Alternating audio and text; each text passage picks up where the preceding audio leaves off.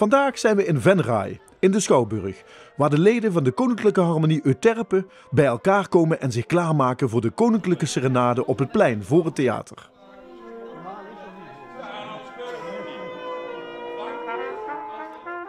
De traditionele aanleiding, de lintjesregen op Koningsdag. Wim, wat zijn jullie aan het doen nu? Alvast een beetje aan het oefenen. Dat naar buiten lopen, dat komt blijkbaar heel nauw, al 160 jaar. Het is niet de eerste keer dat jullie dit doen, toch? Nou, er zijn mensen bij die wel voor het eerst op deze manier naar buiten lopen. Dus die mogen dat ook oefenen een keertje. Voor de eerste keer dat je meedoet? Ja. Spannend. Nee. Waarom niet? Weet ik niet. Ja, want welk instrument speel jij? Klarinet. Ja, maar een heel kleine, toch? Dat is een S-klarinet.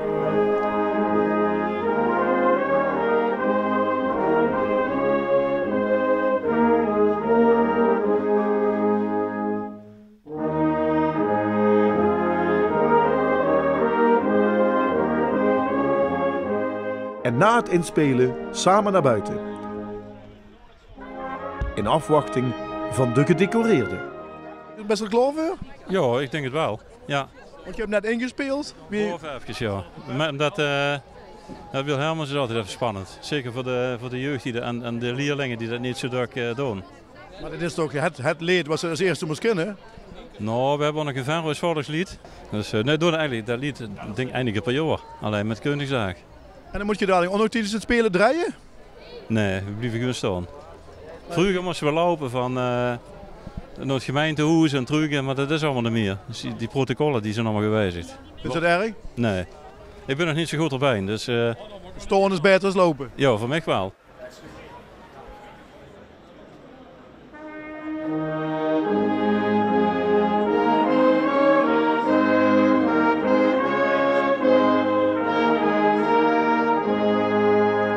Wat maakt voor de vereniging dit zo bijzonder? Nou, ik denk dat het twee kanten uitgaat. Ik denk dat het goed is dat wij af en toe zichtbaar zijn voor het brede publiek. Hè. Niet iedereen komt naar een concert van Euterpe luisteren. Dus ik denk dat het heel goed is dat wij zichtbaar zijn. En aan de andere kant is het ook mooi dat wij af en toe iets aan de gemeenschap komen brengen. De traditie is dat we er zijn en ieder jaar is er weer een nieuw Oranje Comité. Normaal speelden we binnen, speelden we op het podium in de Schouwburg, in de grote zaal. Nu staan we voor het eerst buiten. Ik ben hier als muzikant in de eerste plaats, maar ik ben deelnemer van het college van BMW. Dus die zijn nou binnen bezig en ze zijn met genoeg. Dus ik word verwacht bij de harmonie acte de présence te geven. Het is een mooie traditie, denk ik, die we al jaren in ere houden. En wat mooi is om te doen voor de gemeenschap en voor de mensen die gedecoreerd zijn. Om je gewoon eens te laten zien en om iedereen te feliciteren. Het is eigenlijk in principe hetzelfde deuntje steeds. Maar de tradities, dat is wel leuk natuurlijk. En wat zijn de tradities? Wilhelmus, een mars en het Venrays volkslied. En het Venrays volkslied, kent ze een beetje, want ik ben als niet-Venrayer natuurlijk, ik ken het volkslied niet. Wie gaat dat? Gewoon mijn dorp, Home on the Ranch. Dat al bekende Amerikaanse traditional. La la la la la la la la la la.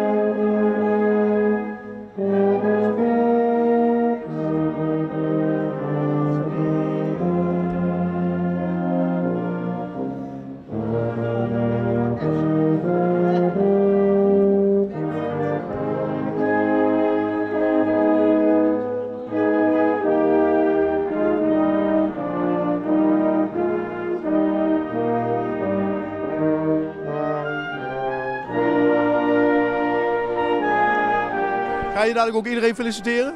Ja, dan moeten we even kijken of ze er nog zijn, want ik hoorde net dat ze klaar zijn. Maar als ze er nog zijn, dan gaan we ze wel even langs. Een muzikale obade op deze dag, dat hoort bij elkaar? In Venray zeker wel, dat doen we al jarenlang. Het mooie is ook als je muziekkorpsen vraagt om wat te doen.